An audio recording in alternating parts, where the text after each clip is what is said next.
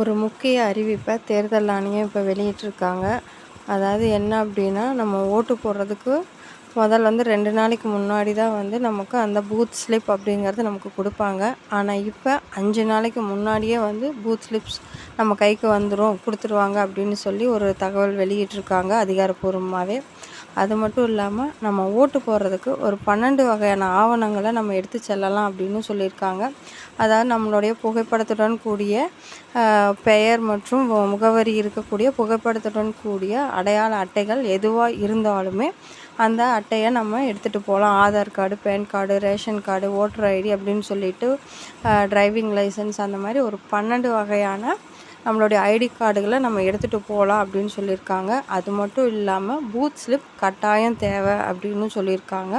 Booth slip இருக்கணும். அதே மாதிரி ஒரு ரீசெக் ஒன்று பண்ணிடுங்க. அதாவது உங்களுடைய ஓட்டர் லிஸ்ட்டில் உங்களுடைய பேர் இருக்கா அப்படிங்கிறத ரீசெக்கும் பண்ணிடுங்க. கண்டிப்பாக ஓட்டர் லிஸ்ட்டில் அங்கே லிஸ்ட்டில் பேர் இருக்கணும் அப்படின்னு சொல்லியிருக்காங்க. அதே மாதிரி என்ஆர்ஐ, நான் ரெசிடென்ட் இந்தியன், அதாவது வெளிநாட்டில் வேலை செய்கிறவங்க ஓட்டு போடுறதுக்கு வர்றீங்க அப்படின்னா கண்டிப்பாக ஒரிஜினல் பாஸ்போர்ட் கையில் வச்சுருக்கணும் அப்படின்னு சொல்லியிருக்காங்க.